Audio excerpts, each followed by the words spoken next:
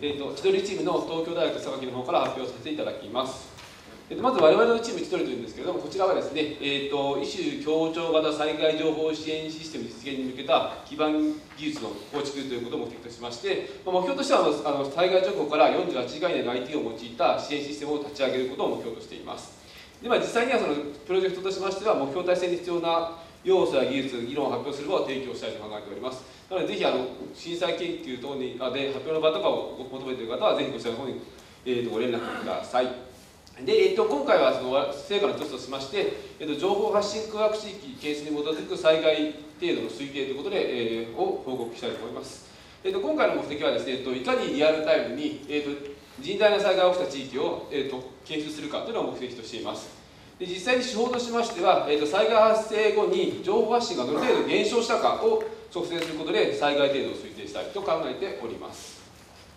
でまずこのアイデアなんですけれども、まずこちらのグラフがですね、地震発生後に、全く情報を発信してない Twitter ユーザーの割合を各都道府県ごとに示したものになります。でちょっと見づらいんですけど、緑と青が岩手と宮城になってまして、岩手と宮城の方では地震後、3日経ちましても、2割程度のユーザーが情報を発信していないということが分かります。でこちらのことから、考えましたのは、情報がないことが情報になるのではないかという考えましたのが、今回のアプローチの、ベースのアイデアとなります。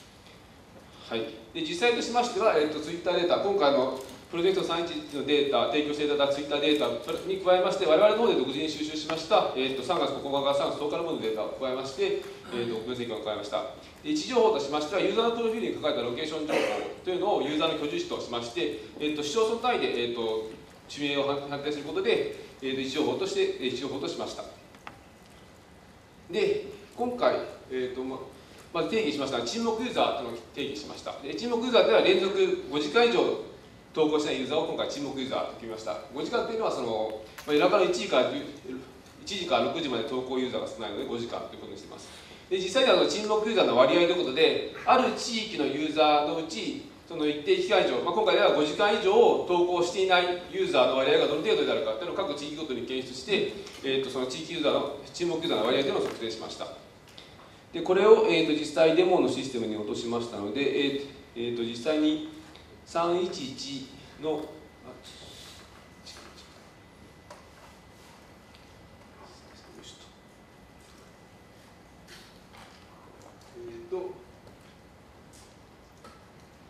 実際3月11日の時にどうなったかというのを分析したいと思います。で実際この3月11日の当時の、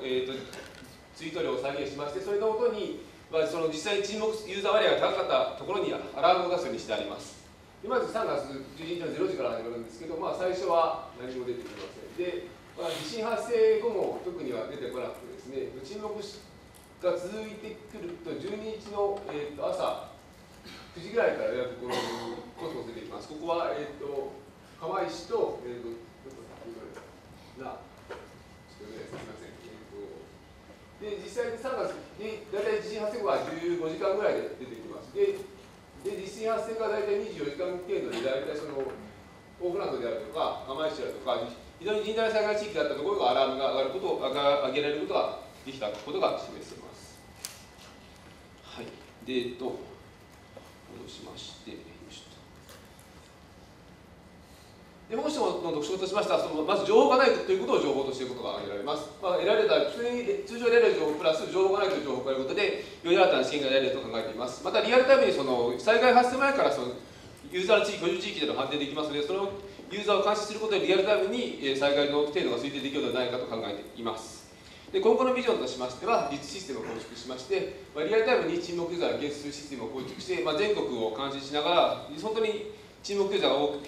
えた地域に関してアラームを出すようなシステムを作ろうと考えています。また他のデータと協調しまして、マスメディアカバレージマップであるとか、道路情報、混雑情報を使用することでさらに政治化することを考えています。最後に紹介なんですけど、今後災害関係のイベントが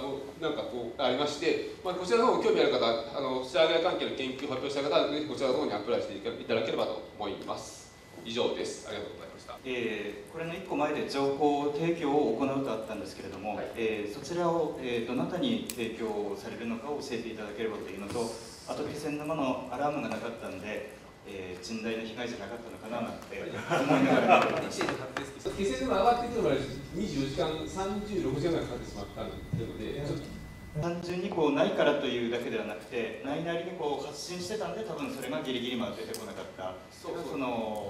ですね。だからその単純に出てないからだけではないかもしれないですよとこう思いながら。そうですね。それはそうです。で、あと発信の方に関しましてはまだとりあえずシステムを作ってどっかに売り込むという段階ですので、まあ、誰に提供するかではまだ未定であります。ぜひなので興味を持たれた方いらっしゃれば私の方にご連絡。僕ちょっと時系列がお聞きしたんだけど、これ沈黙しちゃう、例えばこれ独居老人のディテクションにね、はい、センサーつけててアクティブに動いてるかとかいうのを、はい、見ていて、あ、やばい、助けに行かなきゃみたいな、はい、そういう時のちょっとモデルに似てると思うんだけども、それでこれでも地域で検出して、まあ、さっきの鈴木さんの話と似てるかもしれない。それでこれ時系列的にはこれどうすればいいんですか。例えば今のデータ見て、はい、おーって言って、もしタイムマシンで戻ってこのシステムあったら、はい、どういう貢献ができるって現状ですとやっぱり災害、とりあえず、沈黙するってある一断面ではある程度割合があることがあるんですけど、ずっと沈黙している地域っていうのがやっぱそれありましたら、ここは危険であろうと、もしそっちに対して例えば救助が行ってないとかであるとか、もしくはマスメディアの方が報道してないんであれば、ここは危険、誰も反応してないので、危険な時代である可能性が高いから、そこに向かってくださいというための情報提供に使うかなと考えております。